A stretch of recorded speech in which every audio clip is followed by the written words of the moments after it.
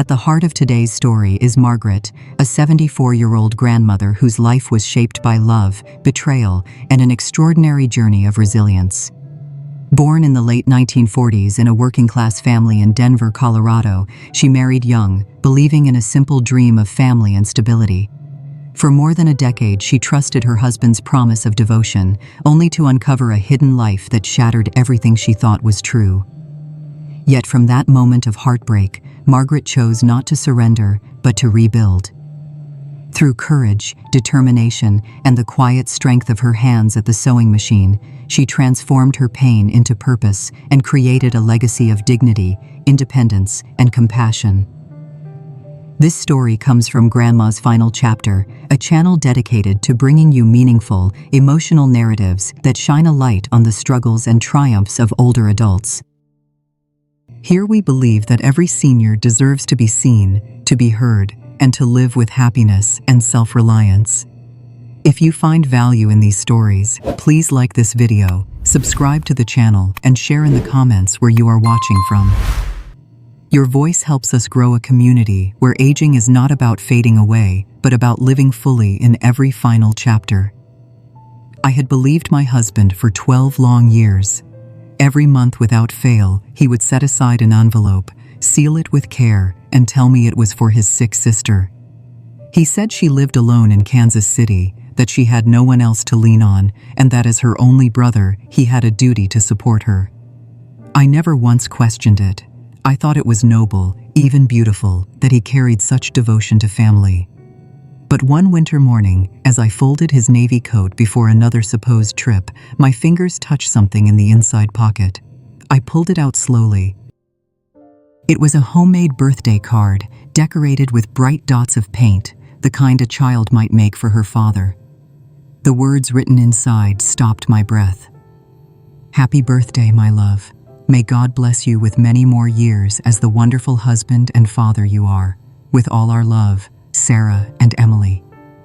My love, husband, father. The room spun around me.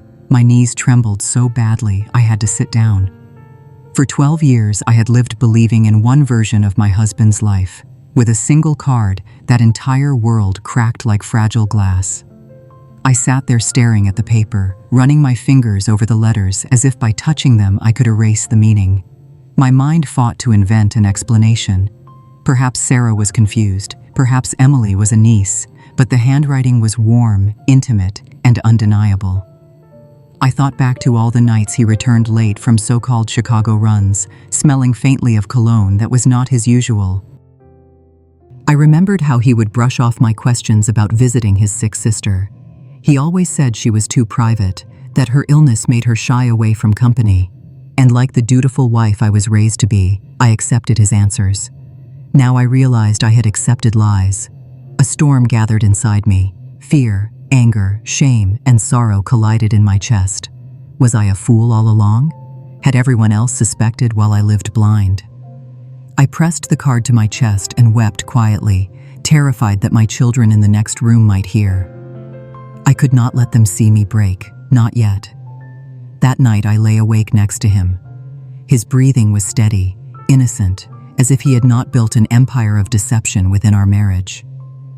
I stared at the ceiling and listened to the hum of the old radiator, my mind racing in circles. Should I confront him now? Should I wait? My instincts told me to hold the card close, to keep this secret until I had more than a single piece of paper to prove my suspicions. And for the first time in our marriage, I felt a wall rising between us. His hand reached for mine in his sleep, a familiar gesture of comfort, yet it felt like the hand of a stranger. The next morning, he kissed my forehead as usual, grabbed his travel bag, and promised to bring back chocolate for the children. He walked out the door smiling. But for me, the world had shifted forever. I stood at the window, clutching the birthday card, and whispered to myself, "Nothing will ever be the same." To those of you listening now, perhaps you know that moment when trust collapses in an instant. Perhaps you too have held an object that carried a truth too heavy to bear. If you have ever felt that kind of betrayal, let me know where you are listening from. It helps to remember that none of us are truly alone. And so begins my story. A story that started with a simple card hidden in a coat pocket and led me down a path I never could have imagined. To understand how I could believe David for so many years, you have to see the way it all began. In the spring of 1968, I was 18 years old, a girl who still smelled of laundry soap and the wheat fields of my parents' farm. My family had moved from rural Nebraska to Denver in search of better opportunities, and I was still learning how to breathe in the fast rhythm of the city. That was when I met David. He was 22, broad-shouldered, with dark hair that curled just slightly at the edges. His smile had a way of softening every corner of a room. He worked as a truck driver, proud of his job, proud that he carried goods across states and brought home enough money to dream about a family. Back then, being a trucker meant stability. To me, who had never known anything beyond chores, church picnics, and my mother's endless prayers, David looked like the gateway to an entirely new life. We met at a diner not far from the bus station. I was with a girlfriend, drinking coffee we could barely afford, when he walked in with two fellow drivers. Our eyes met, and in that instant I felt the sort of flutter I had only read about in cheap romance magazines. He introduced himself, offered me a ride home, and within weeks we were inseparable. 6 months later, we married in a small church with peeling white paint and a wooden cross that seemed to hang too low. Looking back, I know it was reckless, but at 18, everything feels urgent, permanent, and destined. My mother warned me it was too soon. She said, "You barely know him, Margaret. A man on the road can be a man of many secrets." I brushed her words aside. Love deafens you, blinds you, convinces you that you alone know the truth of someone's heart. The first years were difficult. We lived in a cramped apartment behind his aunt's house. I worked odd jobs, sometimes sewing for neighbors, sometimes babysitting, while David drove the long routes between Denver, Kansas City, and St. Louis. I told myself this was what sacrifice looked like. Marriage was not supposed to be easy. Then the children came, one after another. First Michael in 1970, then Anna 2 years later, and Peter 3 years after that. 3 little mouths to feed, 3 little souls who tied me to David more than any wedding vow could. The sleepless nights, the bottles lined on the counter, the endless piles of laundry, all of it became the rhythm of my existence. It was during those early years that David told me about Sarah. He said she was his only sister, living in Kansas City. She was sickly, fragile, and required monthly financial support to cover medicine and basic living costs. He looked at me with such pleading eyes when he explained, "She has no one else, Margaret. Our parents are gone. If I don't help her, she will have nothing." I believed him. How could I not? He spoke with such conviction, such sorrow. I even thought it was admirable, the way he carried his sister's burden. A man who stood by family was a man worth respecting. Every month I would watch him seal an envelope with money inside. Sometimes it was a large portion of his paycheck, sometimes less, but it always went out without delay.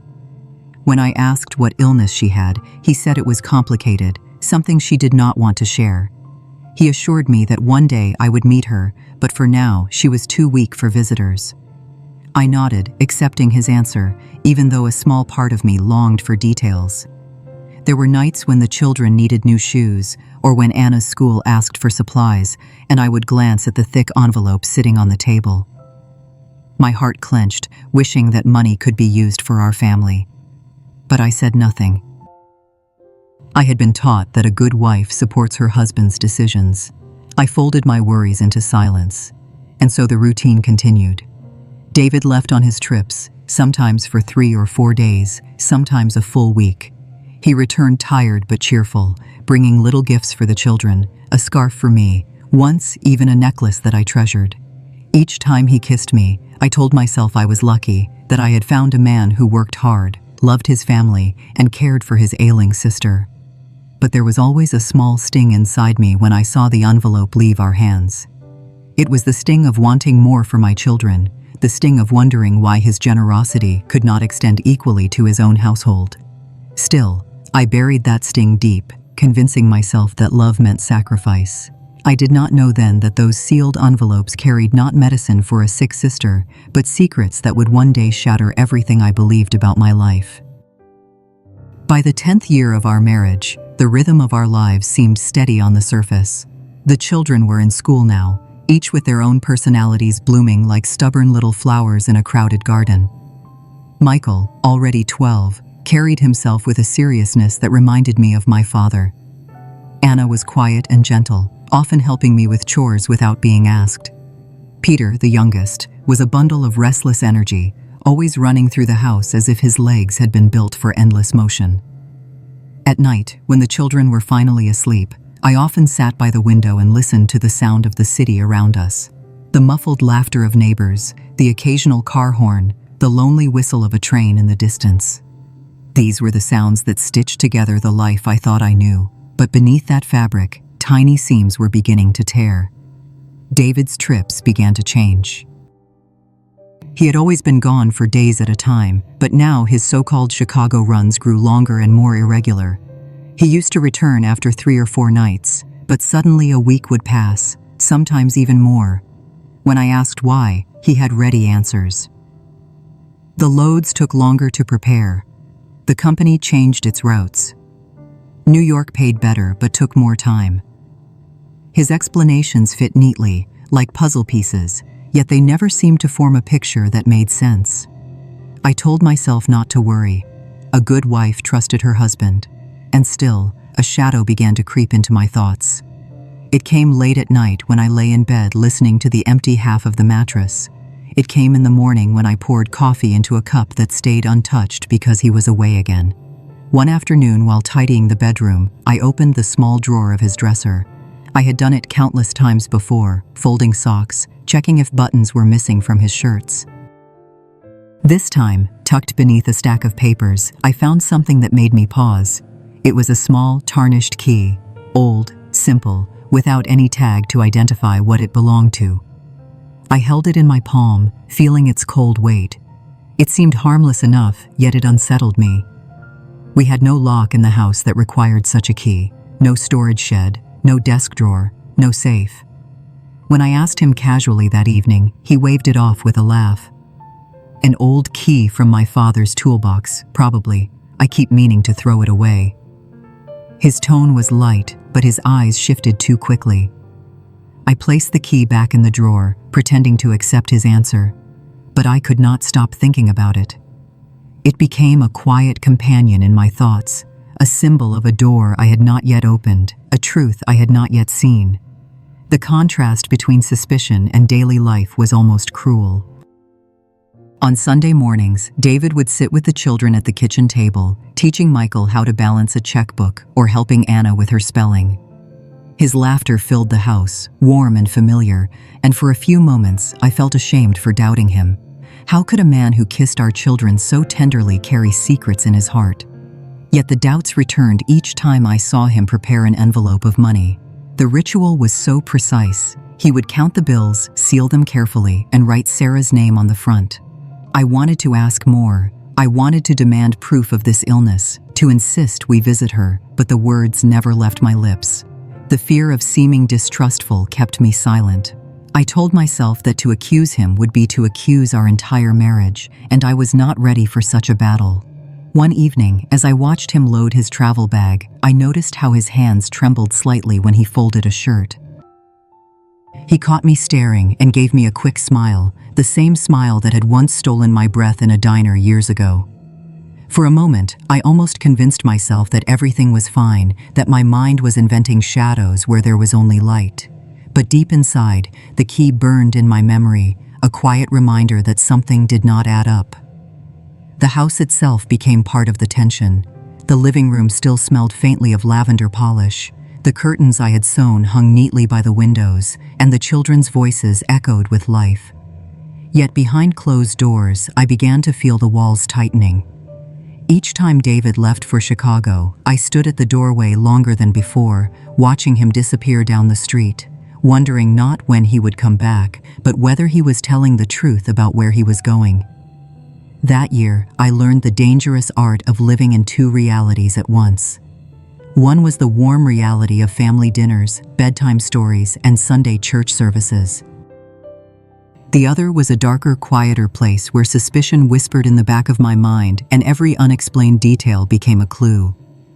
The key lay hidden in the drawer, waiting. It had no voice, no explanation, but to me it spoke louder than words, and though I did not yet realize it, that small piece of metal was the first sign that my marriage was built on more than love and duty. It was built on secrets that would not stay locked away forever. The doubts that had been creeping through the edges of my mind finally found their voice one cold February morning. David's birthday had just passed. I baked him a small chocolate cake and wrapped a modest gift, a new wallet to replace his old one that was fraying at the seams. He thanked me with a tired smile, barely touched the cake, and said the long drive had drained him. I thought little of it then, chalking his distance up to fatigue, but the truth was sitting silently in his navy coat. While folding laundry the next day, I reached into the inside pocket to check for loose change or receipts. My fingers brushed against stiff paper. I pulled it out, expecting perhaps an old grocery list. Instead, what I held in my hands nearly stopped my heart. It was a birthday card, homemade, decorated with bright dots of color, cheerful in its innocence. The handwriting was unfamiliar, flowing and warm. I opened it and read aloud in a whisper that quivered with disbelief. "Happy birthday, my love. May God bless you with many years of life and health. You are the most wonderful husband and father. With all our love, Sarah and Emily." The words pierced through me like a blade. Husband, father, not brother, not uncle, husband, father. I sank into the nearest chair, the card trembling in my hands. My eyes ran over the words again and again, hoping they might rearrange themselves into something harmless, but they did not change. The truth was written plainly before me. In that moment, every envelope he had sent away, every excuse about long routes, every hurried kiss at the door came back to me. The shadows I had ignored became solid.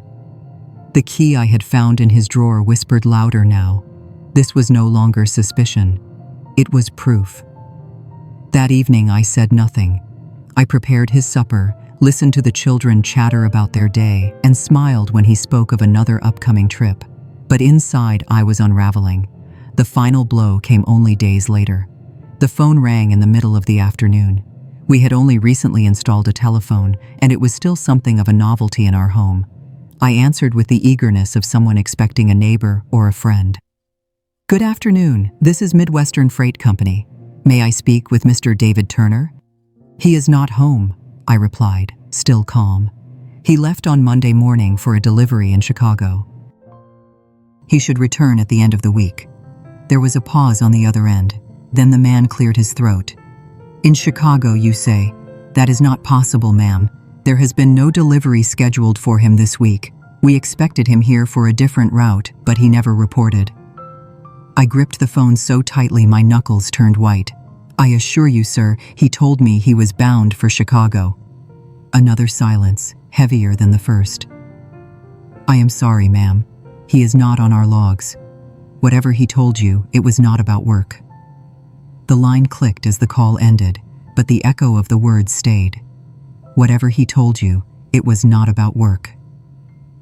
I stood there in the kitchen, surrounded by the familiar smell of simmering soup and the sound of the clock ticking on the wall, and felt as though the floor had dropped beneath me. That night, as David kissed me on the forehead and promised chocolate for the children, I could barely breathe. The mask he wore seemed flawless, but now I could see the cracks. The lies were no longer shadows in my mind. They were solid, heavy stones pressing down on my chest. The next day, while sorting through school papers for the children, I opened the drawer where David kept his documents. At the bottom, beneath tax receipts and old bills, I found what I had not been searching for, but had feared all along. A checkbook from a bank I had never seen before. An envelope with Sarah's name neatly written across it, an address in Kansas City. My hands shook as I copied the address onto a small slip of paper. Without thinking, I slid the slip behind the photo in our wedding frame. There we were, frozen in time, smiling beneath the wooden cross of the little church. His arm around me, my veil floating softly, our eyes full of promises. And now, behind that frame, hidden from the children, rested the address of another life he had built. I stood staring at that wedding photograph, feeling the sting of betrayal cut deep. The vows we spoke that day seemed to echo mockingly in my ears, till death do us part, in sickness and in health. Faithful forever, faithful. I touched the glass of the frame and whispered a prayer I barely believed in anymore. Lord, give me the strength to face whatever this truth holds. The birthday card lay folded in my apron pocket, the checkbook back in the drawer, the address concealed behind the smiling faces in the photo. Symbols of love turned into evidence of betrayal. I knew now that my marriage was not what I thought it was. I could no longer pretend. There was a secret, a hidden family perhaps, and I had to find out the truth. The door had opened, and there would be no closing it again. The slip of paper with the Kansas City address burned like a coal in my apron pocket for days. I went about my routine in silence, cooking meals, washing clothes, helping the children with homework, all while carrying the weight of that secret. My heart longed for answers, yet fear kept me frozen. What if I discovered the very thing I dreaded?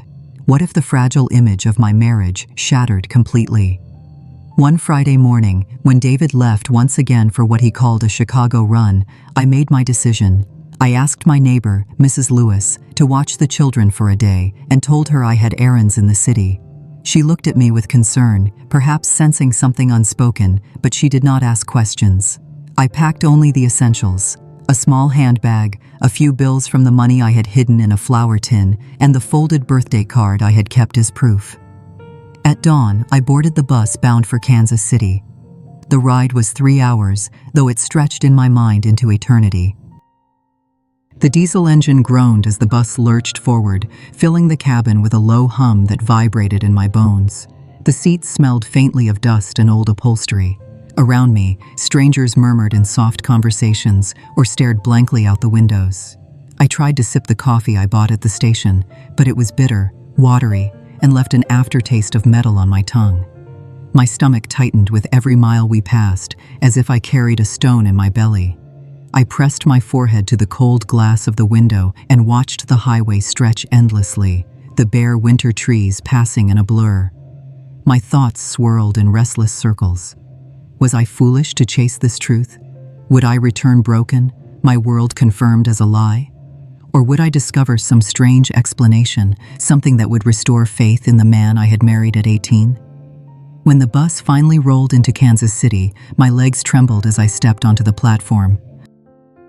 I clutched the address in my hand as if it were both a map and a curse. Another city bus carried me through neighborhoods I did not know. Slowly the streets grew cleaner, the houses larger, the gardens carefully trimmed.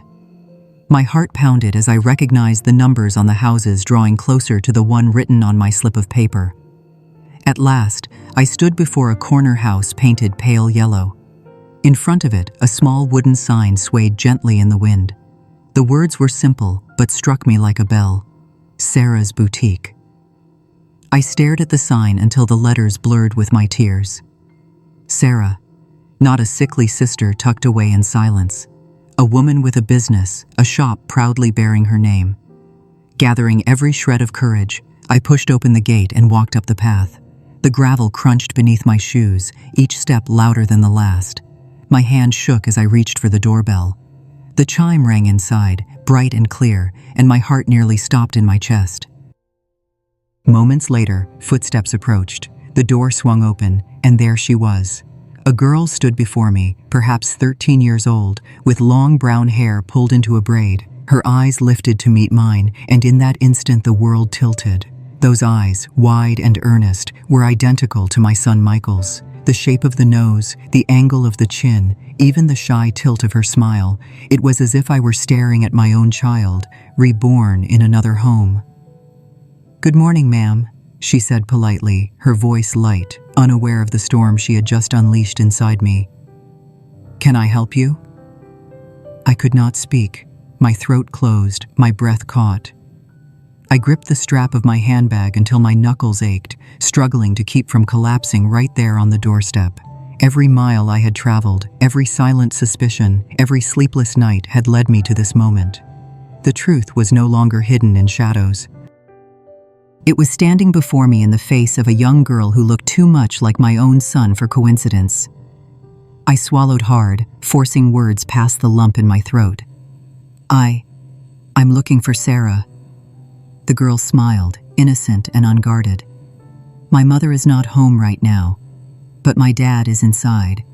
Would you like to speak with him? Her words echoed in my ears, heavy with meaning. My dad.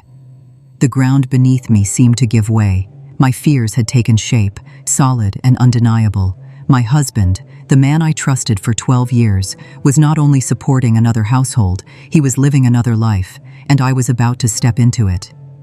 The girl's words echoed in my ears. My dad is inside. My lips went dry. I nodded without thinking, as though carried by some force outside of myself. She turned and called out, her braids swinging as her small voice rang through the boutique. "Dad, there's a lady here to see you." Each second that passed felt stretched thin, pulled so tightly it might break. I heard footsteps from the back of the house, steady and familiar. And then, in the doorway, he appeared. David. He froze when he saw me. The color drained from his face. His eyes widened, not in anger or even guilt, but in raw, unfiltered terror.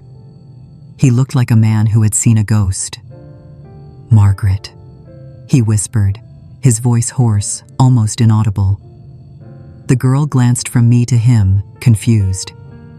"You know each other?" she asked. Before I could answer, the front door opened again. A woman entered, carrying 2 bags of fabric. She was elegant, with styled hair and a dress that spoke of taste and money. She stopped when she saw me standing there, her smile faltering into confusion. "Who is this?" she asked. David's mouth opened, but no words came. His silence screamed louder than any confession. The woman's eyes narrowed. She looked at him, then at me. Slowly, I saw comprehension dawn on her face. Confusion melted into horror. I gathered my courage, my voice trembling but strong enough to pierce the silence. I reached into my handbag and pulled out the folded birthday card. Holding it up with shaking hands, I said, "I found this in his coat pocket." The girl's face fell. She stared at the card, then at David, as tears welled in her eyes. "Mom, Dad, what is going on?" Her voice cracked like glass. The woman set down her bags abruptly, fabric spilling to the floor. She pressed her hands against her mouth. "David, who is she?" Finally, the words spilled from me, bitter and heavy. "My name is Margaret Turner. I have been married to this man for 12 years. We have 3 children together, and I was told that Sarah," I pointed at her, "was his 6th sister in Kansas City who needed our money." Sarah staggered back as if struck. Her eyes darted to David. "His sister?" she repeated, her voice sharp with disbelief. David reached for her, his hands outstretched, but she pulled away. "You told me you were a widower. You told me you could not remarry officially because of some pension. You lied to me, David. All these years." The girl's face crumpled. "Dad, tell me it's not true. Tell me she's lying." David ran a hand over his face, a gesture I knew well, the gesture of a man cornered. "Emily, I can explain," he stammered. "Explain what?" I snapped, my voice louder now, fueled by years of silence. "That you built 2 lives, that you had 2 families waiting for you every time you left with your travel bag, that every penny you sent to your so-called 6th sister was stolen from the mouths of your children." My words sliced through the room. Sarah covered her mouth with her hand, tears spilling down her cheeks. I turned and my eyes landed on a wall across the boutique. My breath caught. It was filled with photographs. There was David, smiling with Sarah at a picnic table, his arm around her waist. David holding Emily as a toddler, both of them laughing at something unseen. David cutting a cake, Sarah beside him, Emily clapping in delight. A family, a life. The sight of those photographs felt like knives piercing me. It was as if my own family had been stolen and replaced. The way Emily tilted her head when she smiled, just like Michael. The way David's hand rested on Sarah's shoulder, the same way he once rested it on mine. The photographs were a mirror, a cruel reflection of what I thought was unique to us. And now I saw it was not unique at all. He had duplicated every gesture, every ritual, every smile. Sarah followed my gaze and let out a broken laugh. You told me I was special, that we were all you had left, but we were nothing more than your other life. Emily burst into tears, her small body trembling as she clutched the edge of a chair. Dad, how could you? I wanted to comfort her, though she was not my child. Or perhaps she was in some twisted way. Her pain mirrored my own, pure and undeserved. David's voice cracked. I love you both. I never wanted to hurt anyone. I thought I could manage. I thought I could keep both families safe. Safe? My voice rose with fury. You call this safe? You call it safe to let me raise 3 children in a house that never had enough while you built this shop and this life? You call it safe to feed us lies while you played husband and father somewhere else? Sarah shook her head, whispering, all these years, I believed you. I defended you. I clenched my fists, feeling the pulse in my temples. The birthday card trembled in my grip, but I held it higher, like a piece of evidence in a trial. This card was the beginning of the end, David. With these words, your secrets came to light. No more pretending. The silence that followed was unbearable. Emily's sobs filled the room, mingling with Sarah's quiet cries and my own ragged breathing. At last I spoke, quieter this time, almost to myself. I thought betrayal would feel like anger, but it feels like emptiness, like the ground beneath me has vanished. The photographs stared down at us from the wall, silent witnesses to his lies. They were the cruelest symbol of all, mocking the vows we had once spoken in front of a church. In that moment, we 3 women, Sarah, her daughter Emily and I, stood together not as rivals, but as victims of the same deception. And David, the man who had once promised to protect us, had nothing left but silence. The room was suffocating. Emily's sobs echoed against the walls. Sarah clutched at her own arms as if to keep herself from unraveling. And David stood in the center, pale and trembling, like a man surrounded by the wreckage of his own making. He tried to take a step toward me, his voice breaking. Margaret, please listen. I never meant for it to be this way. I love you. I love them too. I love both families.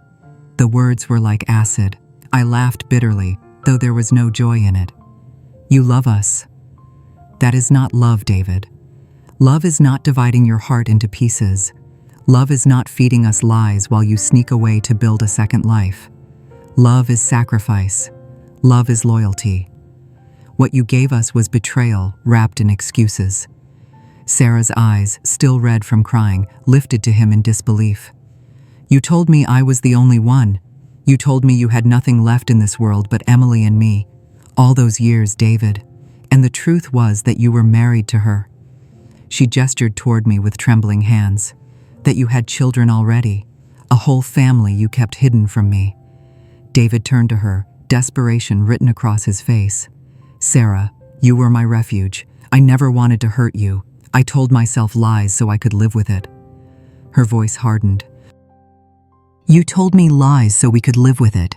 Lies that raised my daughter into believing her father was a man of honor. Emily, tears streaming down her cheeks, whispered, I don't know who you are anymore. Her small voice broke me in ways I hadn't expected. I wanted to reach for her, to shield her from the poison of his actions. David looked back at me, his eyes pleading. Margaret, please, don't throw away everything we built. Think of the children. Think of our years together. I steadied myself, the weight of my own truth pressing against my chest. My hand went instinctively to my stomach. The words slipped from me before I could stop them. I am pregnant, David, with our 4th child. His face froze, his lips parting as if the air had been stolen from him. Pregnant? He repeated, the word barely audible. Yes, I said, my voice stronger now, even through the tremor of pain. And that child will never know you as a father. Because you have no family waiting at home anymore, not after this. Sarah gasped softly, as though my words echoed her own private realization. Emily buried her face in her mother's dress. David's knees seemed to give way, and he lowered himself into a chair, his head in his hands. Please, Margaret, please don't do this. I can fix it. I can be a husband to you, a father to them, and still be here for Sarah and Emily. We can find a way. I stared at him, stunned by the audacity of his plea. There is no way, David. There is no bridge that can cross a canyon built on lies. Do you not see? You destroyed both of us. You destroyed all of us. He lifted his head, his face wet with tears. I never wanted to lose you. You lost me long ago, I said firmly, the moment you chose deception over truth. The moment you placed envelopes of money into someone else's hand while our children went without. You may still be their father, but you will never again be my husband. The silence that followed was thick with finality. I turned toward Sarah. For the first time, our eyes met not as rivals, but as women joined in the same sorrow. She gave me a small nod, as if to say she understood.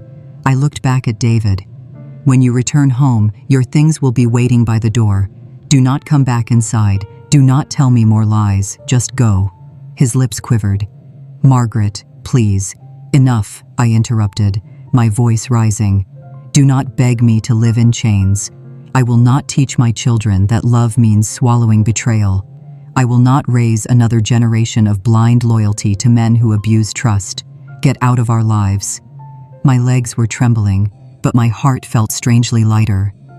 I turned toward the door. Emily's crying followed me, soft and broken. Sarah's silence pressed against my back like a shadow. And David sat hunched, a man brought down by his own cowardice, with nothing left to defend himself. As I stepped into the cool Kansas City air, the sun caught the corner of a photograph still etched in my memory. David smiling beside Sarah and Emily, a reflection of the family I thought was uniquely mine. That image would haunt me, but it would also drive me forward.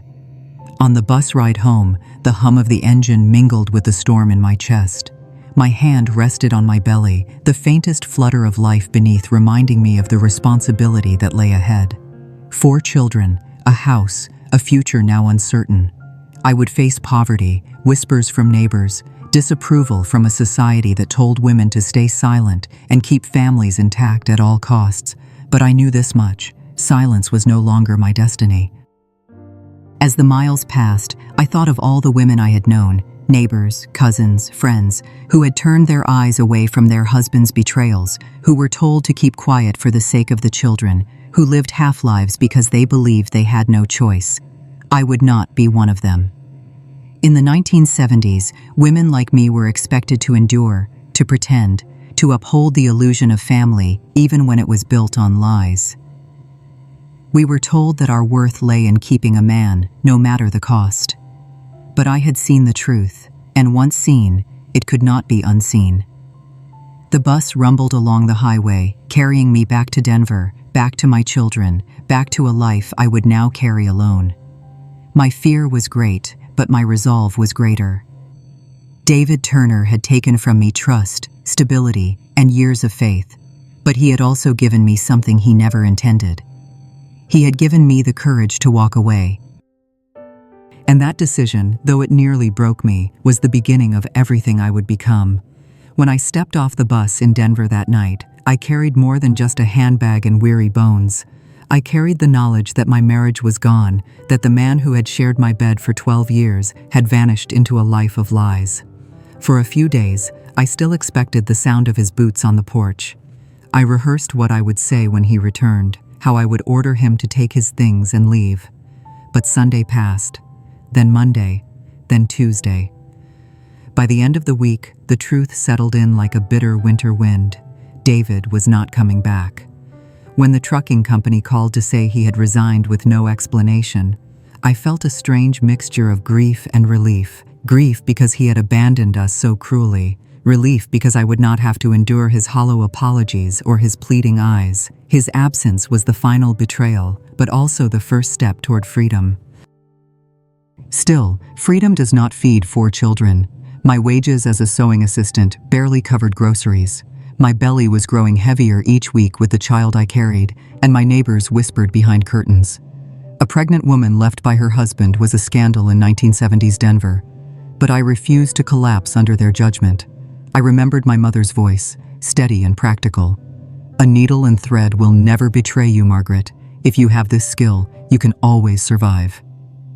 So I pulled out the old sewing machine I had bought secondhand years ago. I placed it in the corner of our living room where sunlight fell through the window in the mornings. I began taking small jobs for neighbors, patching trousers, hemming skirts, sewing curtains. The coins they handed me were meager, but each one felt like a brick in the foundation of a new life. The nights were hardest. After the children slept, I sat at the machine with only the ticking of the clock for company. The needle tapped a rhythm of survival, stitching not just fabric but my fractured spirit. I told myself that every dress completed was a promise kept to my children, every repaired seam a step toward stability. Months passed in this rhythm until one afternoon the telephone rang. I hesitated before answering, fearing more whispers of David's disappearance. But the voice on the line was not his. "Margaret, it's Sarah." My breath caught. I almost hung up, but her tone was not confrontational. It was weary, almost broken. "He left us too," she said softly. "He left a note on the table. No forwarding address, no explanation, just apologies that mean nothing." Silence stretched between us, heavy with the knowledge that we had both been deceived, abandoned, and left to pick up the pieces. "I am sorry," I whispered, though the words felt too small. "So am I," she replied. Then, after a pause, she asked, "How are you managing?" I wanted to tell her I was drowning, but pride stiffened my back. "I'm sewing. It keeps food on the table." Her voice shifted, a flicker of determination breaking through the despair. "I know fabrics. I know customers. We could help each other. Maybe together we can build something." I closed my eyes. The thought of working side by side with the woman who had unknowingly shared my husband felt impossible. Yet at the same time, it made perfect sense. We had both been victims, not enemies. And we both had children who deserved better than the ruins David left behind. A month later, Sarah arrived in Denver with Emily.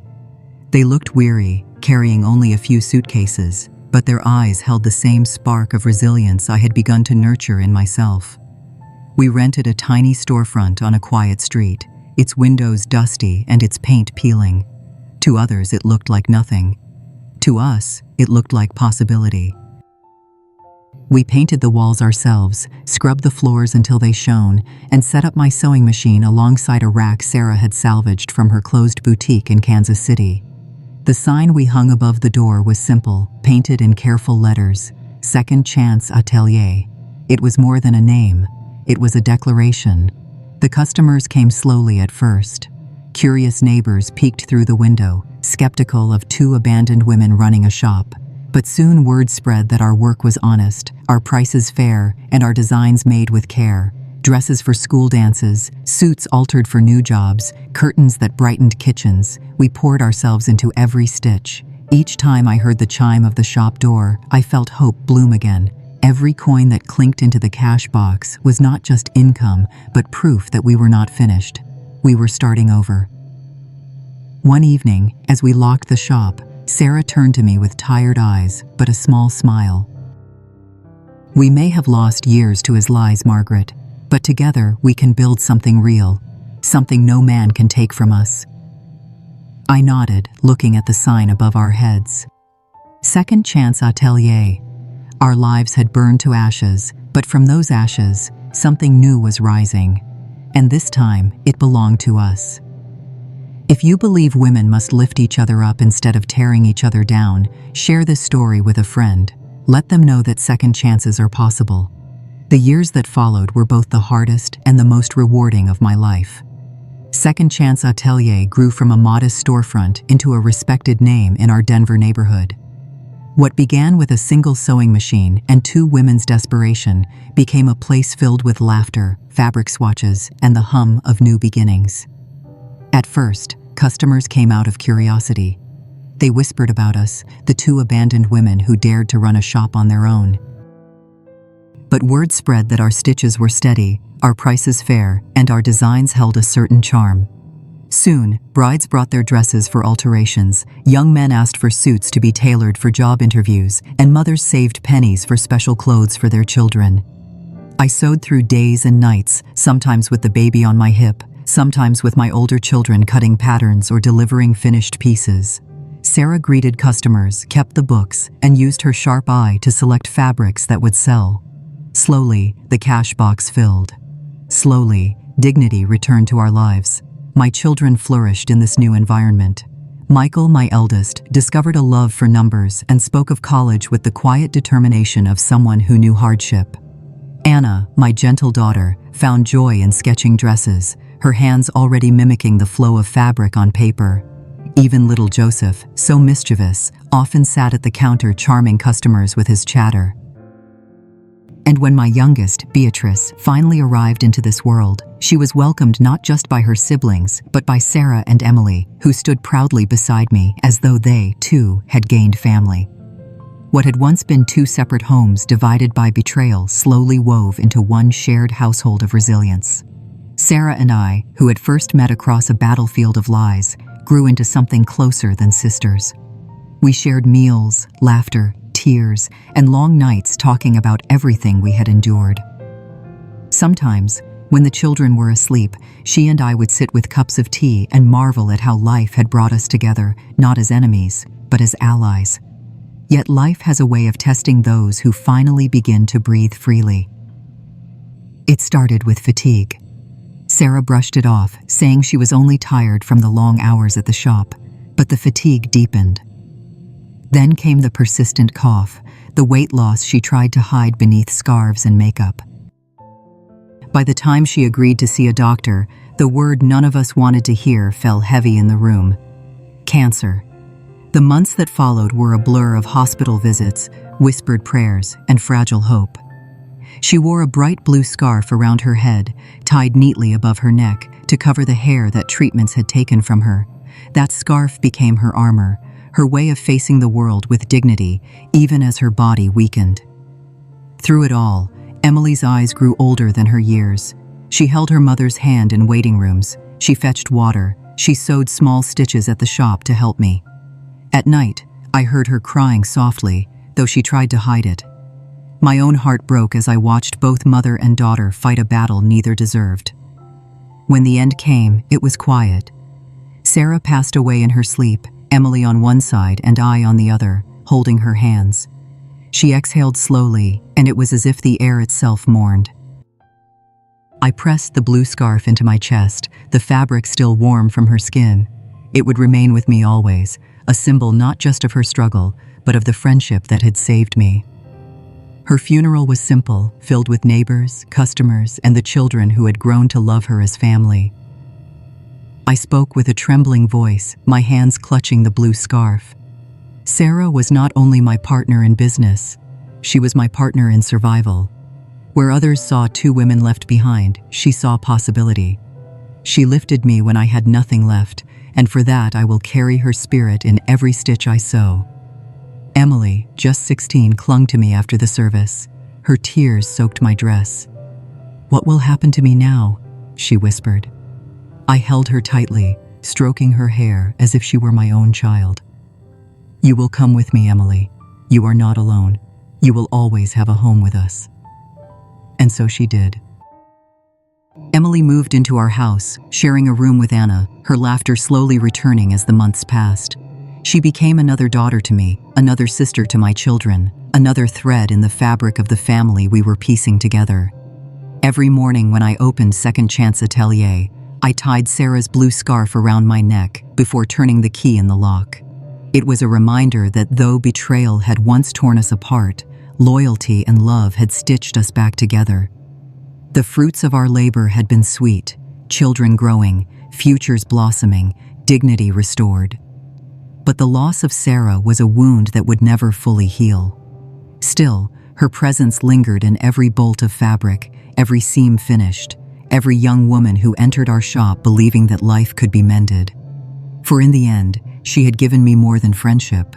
She had given me the strength to carry on, and the wisdom to know that even from loss, new life could grow.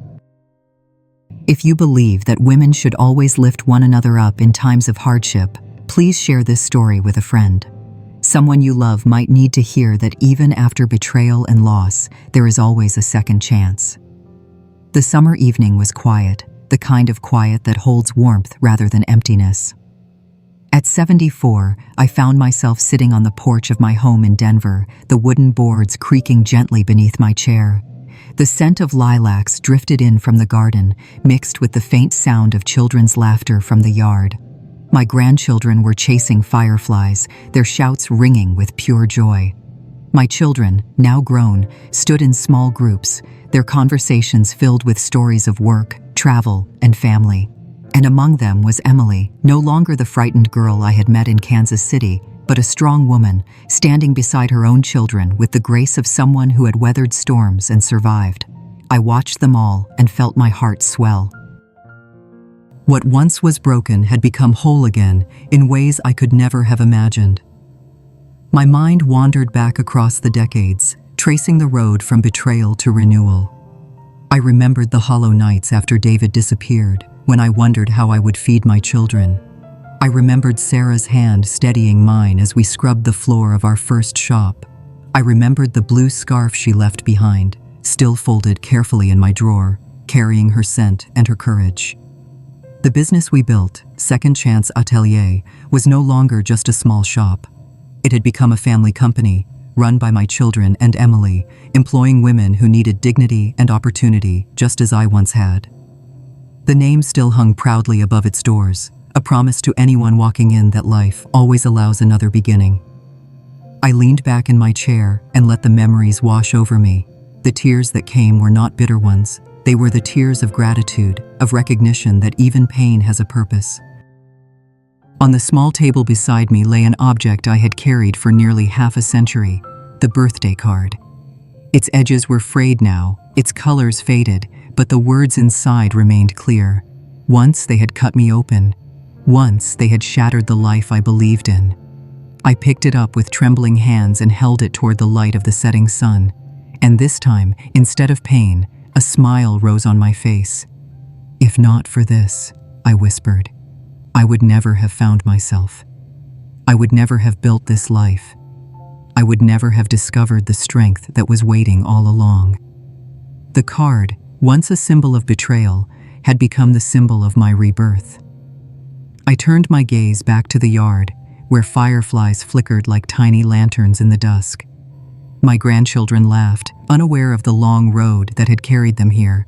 My children's faces glowed with pride, resilience, and love, and I realized that this was the true legacy I would leave behind. Not just the business, not just the house, but the certainty that we are never defined by what is taken from us. We are defined by how we rise again. I cleared my throat, speaking softly though no one was listening. Life rarely gives us the story we expect, but sometimes the cracks in our story let the light in. Sometimes the betrayal that breaks us also sets us free. I placed the birthday card back on the table and folded my hands in my lap. The porch creaked again, the lilacs swayed, and the voices of my family rose in a chorus of belonging. For the first time in a long time, I felt utterly at peace. If this story touched your heart, share in the comments the hardest challenge you have ever overcome. Your words may bring hope to someone walking a similar path. And remember to subscribe, because here we tell these stories together. No one should face aging in silence. We are stronger when we share our final chapters. As I close this chapter of my story, sitting here in the twilight of my years, I find myself thinking not only of the hardships I endured, but of the unexpected blessings that grew from them. Betrayal nearly destroyed me, yet it also revealed the strength I never knew I had. Loss took people I loved, yet it also gave me new family, new friendships, and new meaning. Life is never a straight path, But in the twists and cracks, light finds its way through. I share this not only to remember where I came from, but to remind you that you too carry within you more resilience than you realize. Perhaps you have faced heartbreak, perhaps you have been abandoned, or perhaps you have known loneliness that seemed endless. But hear me clearly, your story is not over. You still have the power to rebuild, to choose love, to start again, no matter your age. That is the heart of Grandma's final chapter. Here, we tell stories not just of sorrow, but of transformation. Stories that prove aging is not about fading away, but about shining brighter with every scar, every memory, and every lesson. Now I turn the question to you. What is your story? What moment of trial shaped you? What mountain did you climb when you thought you could not go on? I invite you to share it in the comments below, because your voice may give someone else the courage they desperately need today. And if this story touched your heart, please take a moment to like this video, share it with someone you love, and subscribe to this channel so that you will be the first to receive the next story. Together, we are building a circle of voices and memories, a place where no one has to face the journey of growing older in silence. Thank you for listening to me, for allowing my story into your home and heart. Until we meet again, may you walk your own path with courage, and may every final chapter of your life be written with dignity, strength, and love.